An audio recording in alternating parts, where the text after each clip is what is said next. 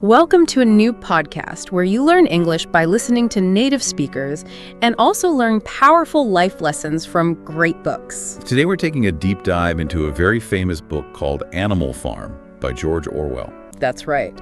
Now this book, it uses quite simple language, but it tells a really powerful story. It's about animals taking over a farm. And it has some really important lessons, about society, about power. Things that are still very relevant today. Definitely. So we're going to explain the story and its main ideas. We'll try to do it in a way that's easy to understand, especially if you're learning English. And hey, if you enjoy learning with us, please do like, comment, share, and subscribe. It really helps us out. It does indeed. Okay, so let's get into it. Animal Farm. It all begins on this farm in England. Manor Farm, it's called. That's right, Manor Farm. And the owner is this man, Mr. Jones. Mr. Jones. Not a great guy, apparently. Well, no. The book tells us he was often drunk, And because of that, he didn't really look after the animals properly. So not a happy place for the animals, then? Not at all. Their basic needs weren't really being met, which, sets the stage for what happens next. They wanted change. Right. And then one night, something pretty significant happens. There's this old pig called Major. Old Major, yeah. Yeah. Very respected by all the other animals on the farm. And he calls a secret meeting late at night in the barn. He does. And he tells them about this dream he had. A really powerful dream. A dream about? A dream where animals live free from humans. Completely free. No more working for humans. Wow. That must have sounded amazing to them. Absolutely. Major explains, that all their hard work just makes humans rich, while the animals themselves get almost nothing. He points out that humans just take and take without producing anything themselves. Exactly. It's a really crucial idea.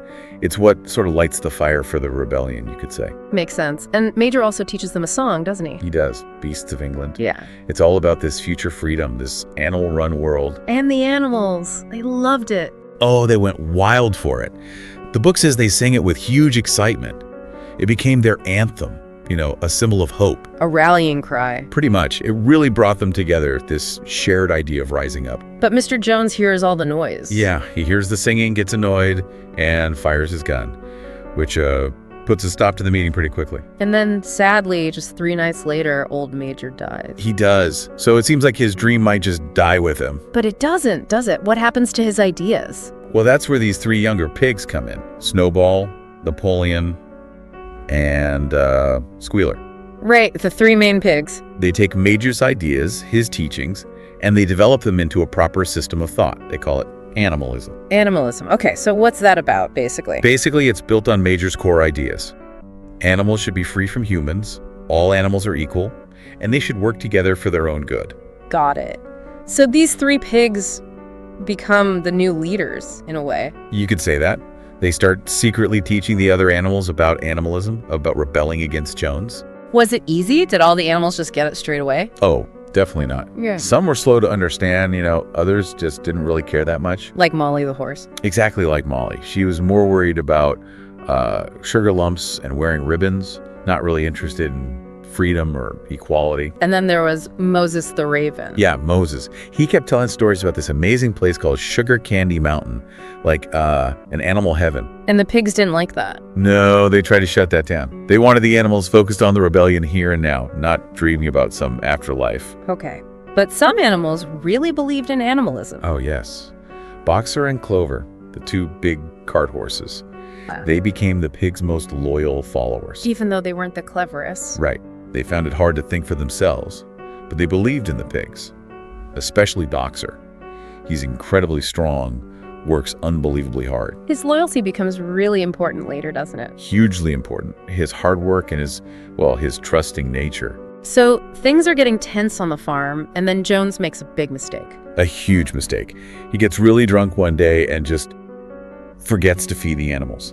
Completely forgets. And the animals are starving. Exactly. They get so hungry they can't stand it anymore. They break into the shed where the food is stored. And that's the spark. That's the spark. Jones and his men try to whip them back into line. But the animals fight back this time. They do. They've had enough. They fight back, and it's chaotic. But they manage to chase Jones and all his men right off the farm.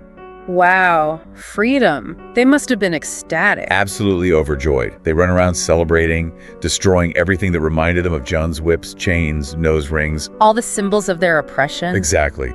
Snowball even declares animals shouldn't wear clothes, and Boxer dramatically throws his straw hat onto the fire. A symbolic gesture. Totally. And then they sing Beasts of England 7 times. Just pure joy and unity. What about the farmhouse where Jones lived? Yes. They decide to keep it as a museum, a reminder of the bad old days. But they agree absolutely no animal will ever live there. Okay, so the humans are gone, they've won. What happens next? How do they organize things? Well, the pigs have been busy teaching themselves to read and write. Clever pigs. Very. And Snowball changes the farm's name. No more Manor Farm. It's now Animal Farm. He paints the name on the gate. Animal Farm. And they need rules, right? Exactly. To make sure they don't repeat the past. They write down the main ideas of animalism as 7 commandments. On the barn wall for everyone to see. Yep. Big white letters on the black tarred wall. Things like, whatever goes upon 2 legs is an enemy. And whatever goes upon 4 legs or has wings is a friend. Right. No animal shall wear clothes. No animal shall sleep in a bed. No animal shall drink alcohol. No animal shall kill any other animal. And the last, maybe the most important one, all animals are equal. All animals are equal. That sounds like a good foundation. How did it work out in the early days? Well, at first, things seem really good, much better than before. The animals work incredibly hard, especially on the hay harvest. And they're successful. More successful than ever. They get the harvest in faster than Jones ever did. And they're happy, because they're working for themselves. That must have felt amazing. It really highlights that initial hope, doesn't it? Yeah. They felt like they were building something truly theirs. Did they have, meetings and stuff? Yeah, every Sunday. They had a ceremony. They'd hoist their flag, a green flag with a hoof and a horn painted on it. Representing the Republic of the Animals. That was the idea. Then they'd have a meeting where they'd plan the work for the week and debate things. Sounds very democratic, right? It does. But I sense a but coming. Well, yeah. Even early on, you start seeing little cracks. The pigs, being the cleverest, naturally started taking charge more, directing the others. Snowball tried to get everyone involved, though. With committees, he did. Literacy classes, egg production committees. Lots of ideas. But most of them didn't really take off, except maybe the reading and writing classes. And he came up with that simple slogan. Ah, yes. 4 legs good, 2 legs bad. Very catchy. Easy to remember, especially for the less intelligent animals like the sheep. The sheep loved that one, didn't they? Oh, they'd bleat it for hours. 4 legs good, 2 legs bad. Meanwhile, what was Napoleon up to? Snowball's rival. Napoleon. Well, he seemed less interested in committees and debates. He had his own focus. He took these 9 puppies, just born to Jessie and Bluebell. The dogs. Yes, he took them away from their mothers, saying he'd be responsible for their education. Kept them hidden away. That sounds a bit ominous. It turns out to be very ominous indeed. But right around then, something else happens that raises eyebrows. The milk. The milk? What about the milk? Well, after the cows were milked, the milk just disappeared.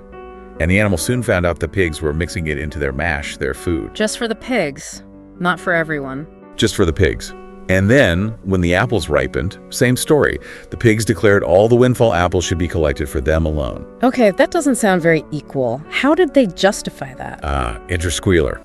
He's Napoleon's sort of propaganda minister, very persuasive talker. What did he say? He convinced the others it was absolutely necessary. He said pigs are the brain workers. They need the milk and apples to stay healthy and clever to manage the farm. And to stop Mr. Jones from coming back? Exactly. Yeah. He played on their biggest fear. If the pigs failed, Jones would return. So the other animals, scared of Jones, reluctantly agreed. Wow. So already the equality is starting to slip. The pigs are getting special treatment. Precisely. It's a small step, but a really significant one. They're setting themselves apart. And meanwhile, news of Animal Farm is spreading. Yes. Snowball and Napoleon are sending out pigeons to tell animals on other farms about the rebellion. How did the humans react? The other farmers? It's not well. You had Mr. Pilkington of Soxwood and Mr. Frederick of Pinchfield, the neighboring farmers. They were terrified the same thing might happen on their farms. So they tried to discredit Animal Farm. Oh yeah. Spread all sorts of lies, said the animals were starving, fighting, even practicing cannibalism. Terrible stuff. But the animals on other farms heard about it anyway. They did. And that song, Beasts of England, it started spreading like wildfire. Humans hated it. but they were also secretly a bit scared. That fear. It leads to Jones trying to take the farm back, doesn't it? It does. That leads to the Battle of the Cowshed. Jones, with some other men, tries to recapture the farm by force. But the animals were ready. They were. Snowball had studied an old book about Julius Caesar's campaigns. He planned the defense brilliantly. So it was a real battle. Oh, yes. Pigeons dive-bombing, geese pecking ankles, sheep butting, horses kicking. And Boxer, the strong horse. Boxer was amazing. He fought ferociously. He stunned a stable lad with his hoofs, thought he'd killed him actually, which upset him. But they won. The animals won. They did. The Humies panicked and ran. Jones even dropped his gun. Big victory for Animal Farm. They called it the Battle of the Cowshed. Did they commemorate it? Yes, they created medals. Animal Hero First Class for Snowball and Boxer, and Animal Hero Second Class for a sheep who died fighting. And they decided to fire Jones's gun twice a year. That's right, on the anniversaries of the rebellion and the Battle of the Cowshed, as a celebration. Okay, so things seem pretty positive after that victory. But not everyone was fully committed, right? What about Molly? Molly. Yeah, she wasn't really cut out for animalism. She started slacking off work, letting humans stroke her. Clover found sugar and ribbons hidden in her stall. She did. Clear signs Molly missed the old life, the comforts under Jones. So what happened to her? She just disappeared one day. Later, the pigeons saw her pulling a fancy cart for a man in town, looking quite happy with her sugar lumps. The animals never mentioned her again. She chose comfort over freedom, basically. Pretty much. Her departure clears the way, in a sense, for the next big conflict, which is between Snowball and Napoleon. The rivalry heats up. Big time. Especially over Snowball's big idea. The windmill. The windmill. Right. What was Snowball's plan for that? He had these detailed plans. He argued it would generate electricity, power machinery, basically make life much easier. Less work, more comfort for everyone. Like a 3-day work week. Sounds great. Why would anyone oppose that? Well, Napoleon did, strongly. He argued they needed to focus on increasing food production now, not waste time on a complicated windmill. So the farm got divided. Completely. Vote for Snowball in the 3-day week versus vote for Napoleon in the full manger. Animals took sides. What about Benjamin, the old donkey? Benjamin remained cynical, as always. Didn't believe either side would make much difference in the long run. They also disagreed on defense, right? Yeah. Napoleon wanted to get firearms and train the animals to use them. Snowball thought they should send out more pigeons, stir up rebellion everywhere else. Two very different strategies. Very different. Snowball finished his windmill plans, drew them out on the floor of a shed. Very impressive stuff. And Napoleon's reaction? He came, looked at the plans, lifted his leg, and urinated on them. No, really? Really, a pretty clear statement of his contempt. So it all comes to a head at the meeting to vote on the windmill. Exactly. Snowball gives this passionate speech. Everyone seems ready to vote for the windmill. And then Napoleon lets out this high-pitched whimper. Oh. And in charge, these 9 enormous dogs, the puppies he'd taken away, raised in secret, they chase Snowball right out of the barn, off the farm. He's gone. Just like that. Chased away by dogs. Just like that. It's brutal, sudden, and changes everything. Napoleon is now in charge. Completely. Oh.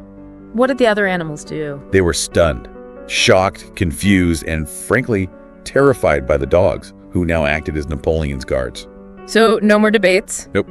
Napoleon announces Sunday meetings are abolished. All decisions will be made by a special committee of pigs, headed by himself. The end of democracy on Animal Farm. Pretty much the end, yes. And Squealer immediately gets to work justifying it all. What's his spin this time? Oh, that Napoleon is making a great sacrifice, taking on all this leadership responsibility, that Snowball was actually a traitor, a criminal. He even starts questioning Snowball's bravery at the Battle of the Cowshed. Rewriting history already. Constantly. Squealer is brilliant at propaganda, twisting facts, playing on fear. And Boxer, what does he make of it? Poor Boxer. Yeah. He's troubled, but Squealer convinces him. He adopts his new maxims. Napoleon is always right, and I will work harder. He just trusts the leadership. That's heartbreaking, really. It is. His loyalty is tragically misplaced. And to cement Napoleon's power, they dig up old Major's skull and put it on display. Animals have to file past it respectfully. Creepy. And then, doesn't Napoleon decide to build a windmill after all? He does. Surprise, surprise. He announces the windmill project will go ahead. Squealer explains Snowball had actually stolen Napoleon's original plans for it. Seriously, he claims it was his idea all along. Yep. Squealer calls it tactics. It just shows Napoleon's cunning, getting rid of his rival, then taking his popular idea. Unbelievable. And the changes keep coming, right? Trade with humans. That's the next shocker. Napoleon announces they'll start trading with neighboring farms, using a human solicitor, Mr. Whymper. But wasn't that against one of their original rules? No dealings with humans. Absolutely, a fundamental principle. But Squealer smoothly explains that no such resolution was ever actually written down or passed. More manipulation of memory. And then the pigs move into the farmhouse. They do. Another rule broken. The animals remember the commandment. No animal shall sleep in a bed. But the commandment changes. Magically, yes. When Muriel the goat reads it again, it says, no animal shall sleep in a bed with the sheets. They added with sheets. They did. Squealer explains pigs need beds because they're brain workers, need their rest. It's always for the good of the farm. And soon they're sleeping in an hour later than everyone else too. The inequality is just growing and growing. What about the windmill construction? The animals work like slaves building it. It's incredibly hard labor, especially breaking the stone. Boxer is essential, using his immense strength. And then disaster strikes. A huge storm blows one night, and in the morning, the windmill is in ruins. All their hard work destroyed. Oh no. What happened? Was it the storm? Napoleon immediately blames Snowball, claims Snowball snuck back onto the farm under cover of darkness and destroyed it. Finds some pig footprints leading away. So Snowball becomes the scapegoat for everything. Absolutely everything. Anything that goes wrong, broken eggs, blocked drains, it's always Snowball's fault. Keeps the animals united against a common enemy. And they decide to rebuild the windmill. Yes, Napoleon orders them to rebuild it immediately, this time with walls twice as thick, no matter the cost. Life must have been getting really hard by then. Extremely hard. The winter is brutal, food is short, rations are cut, except of course for the pigs and the dogs. And Squealer keeps telling them things are better than under Jones. With lots of figures and statistics, yes. Reading out lists of how much more food they're producing, even though the animals' own eyes and stomachs tell them differently. Napoleon's becoming more distant too. Very much so. Rarely seen in public, always guarded by his dogs, living separately in the farmhouse. And then the hens are forced to give up their eggs. Yes, Napoleon makes a contract to sell 400 eggs a week. The hens protest they wanted to raise chicks. They stage a rebellion, flying up to the rafters and smashing their eggs. How does Napoleon react? Ruthlessly. Yeah. He cuts off their rations completely.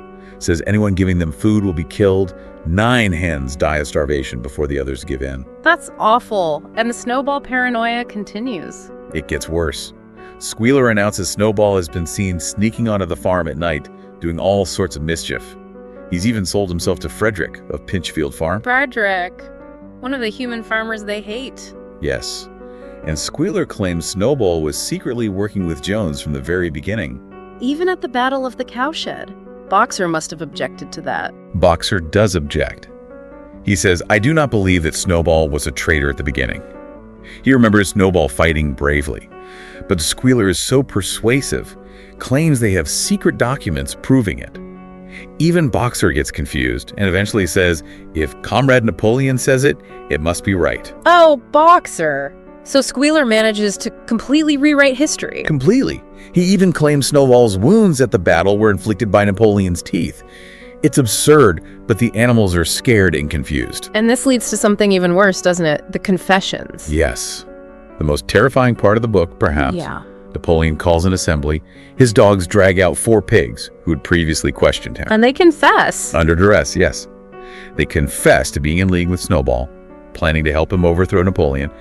And then the dogs rip their throats out. In front of everyone. In front of everyone. It's a public execution, a show of absolute terror. But it doesn't stop there. No. Then 3 hens, the leaders of the Egg Rebellion, confess to plotting against Napoleon. They're killed. Then a goose, some sheep. They all confess to various crimes, often ridiculous ones, supposedly instigated by Snowball, and are slaughtered by the dogs. Why would they confess? Fear, maybe despair, maybe some kind of mass hysteria. The book doesn't explicitly say, but the effect is chilling. The remaining animals are terrified, bewildered. This isn't the rebellion they dreamed of. Clover starts singing Beasts of England, doesn't she? Remembering the hope they had. Yes, sadly. But Squealer quickly puts a stop to that, announces the song is now banned, outlawed. Why? He says the rebellion is completed. The execution of the traitors was the final act. The society Major dreamed of has been achieved, so the song is irrelevant. It's nonsense, of course. They get a new song instead. Yes, written by Minimus, the pig poet. A song praising Napoleon and Animal Farm, but it has none of the power or hope of Beasts of England. And the commandments keep changing. What about no animal shall kill any other animal? Ah, yes. The animals notice that one seems wrong after the executions, but when they check the barn wall, it now reads, no animal shall kill any other animal without cause. They just keep adding words. Exactly. Justifying everything they do by altering the fundamental laws they themselves created. So life goes on, rebuilding the windmill again. Harder than ever. Yeah. And Napoleon's cult of personality grows. He's given titles like Father of All Animals, Terror of Mankind. Poems are written about him. His portrait is painted. He's becoming a dictator, and he's still dealing with the humans, selling the timber. Yes. He plays Frederick and Pilkington off against each other, finally agreeing to sell the timber pile to Frederick. Gets paid in cash. But Frederick cheats him. He does. The banknotes Frederick gives him turn out to be forgeries, worthless. Napoleon is furious, and immediately after, Frederick attacks the farm. The Battle of the Windmill. That's right. Frederick and his men attack, this time with guns.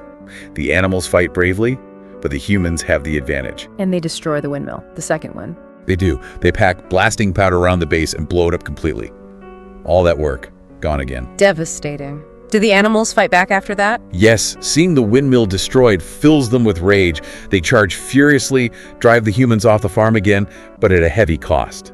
Many animals are killed or wounded. Including Boxer. Boxer is wounded, yes, split hoof. But they technically won, right? Drove the humans off. Squealer calls it a great victory. Of course. Fires the gun, declares celebrations. Boxer, looking at the ruins and the wounded, asks, what victory? But Squealer convinces them driving the invaders off their sacred soil was victory enough. And then the pigs find whiskey. Yes. In the farmhouse cellar. They have a huge party, get completely drunk.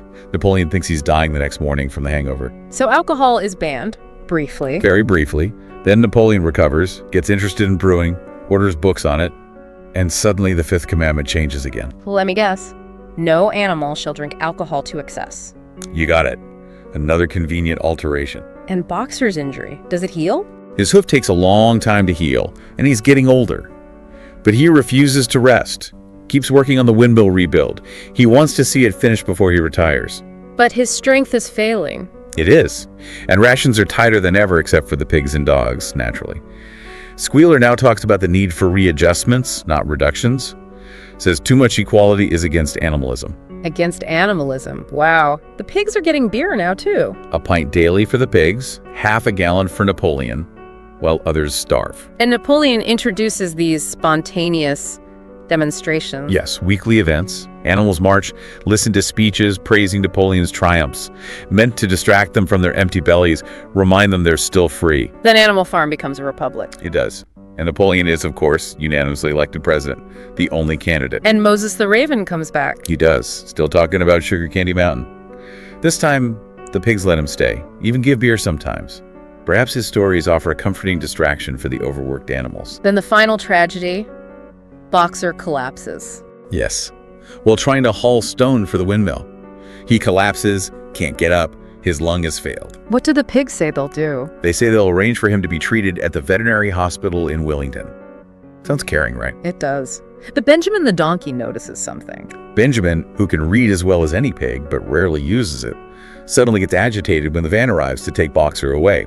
He reads the side of the van. What does it say? Alfred Simmons, horse slaughterer and glue boiler, Willington. No, they're selling him to the knacker's yard. Exactly. To be killed and boiled down for glue and bone meal. The animals cry out, try to stop the van. Boxer tries to kick his way out, but it's too late. He's gone. That's the ultimate betrayal, after all his loyalty and hard work. The absolute lowest point. And Squealer, of course, has a story ready. What lie does he tell this time? That the van used to belong to the horse slaughterer, but was bought by the vet who hadn't repainted it yet. He claims he was with Boxer at the end, that Boxer died peacefully, praising Napoleon. Utter lies. And the pigs hold a memorial banquet. They do. But the animals noticed the pigs somehow got money to buy another case of whiskey. The money they got from selling Boxer. Horrible! So years pass after this. Years pass. Many of the animals who remember the rebellion die off. The farm gets bigger, more organized, even a bit more prosperous, but only for the pigs and dogs. Life for the others is still hard. just as hard as ever. Long hours, little food. The windmill gets finished, but it's used for milling corn to make money, not for electricity to make their lives easier. The pigs and dogs don't work. No, they supervise, manage the paperwork. They're the ruling class. Oh. But the animals still have some pride, you know. It's still their farm, owned by animals. Until the final shock. Squealer walking on 2 legs. Yep. One evening, they see Squealer strolling across the yard on his hind legs. And then all the pigs start doing it. All of them. Napoleon appears, upright, carrying a whip in his trotter. A whip, like Jones used to have. Exactly. And then the sheep, who've been taken away for a week, start bleating a new slogan. Not 4 legs good, 2 legs bad. No. Now it's 4 legs good, 2 legs better. Oh man, the transformation is complete. Almost. Clover asks Benjamin to read the 7 commandments again. But there's only one left on the wall. Which one? It reads, "All animals are equal, but some animals are more equal than others." Wow, so that's it, the final justification for inequality. That's it. The pigs start wearing Jones's clothes, install a telephone, subscribe to newspapers. They become indistinguishable from humans. And the final scene, looking through the window. The other animals creep up to the farmhouse window one night. Inside, the pigs are having dinner, playing cards with the neighboring human farmers, like Mr. Pilkington. Are they friendly now, humans and pigs? Very friendly. Pilkington makes a toast, congratulating the pigs on how efficiently they run the farm, how hard their animals work on so little food. He says human farmers could learn from them. And Napoleon makes a speech, too. He does. He announces some changes. The name Animal Farm is abolished. It will go back to being called the Manor Farm. Back to the original name. Yes. All the old revolutionary customs, calling each other comrade, the flag rituals, all gone. He toasts the prosperity of the Manor Farm. And as the animals watch the pigs and humans. As they look from pig to man, and from man to pig, and from pig to man again, they realize they can no longer tell which is which. The pigs have become exactly like the humans they overthrew. Exactly. The revolution has come full circle, ending in the same tyranny it started against, just with different masters. So you see how that dream of equality and freedom just went completely wrong. Animal Farm really does show us, doesn't it, the dangers of power, how easily good ideas can be corrupted, twisted for selfish gain. It makes you think, who did you feel most sorry for in the story? Boxer, Clover. All the ordinary animals, really. And what lessons does it still hold for us today, you know? About leaders, about propaganda, about questioning things. Definitely lots to think about. Well, we hope you found this deep dive into Animal Farm interesting and maybe helpful for your English too. Thank you so much for listening. We wish you good health.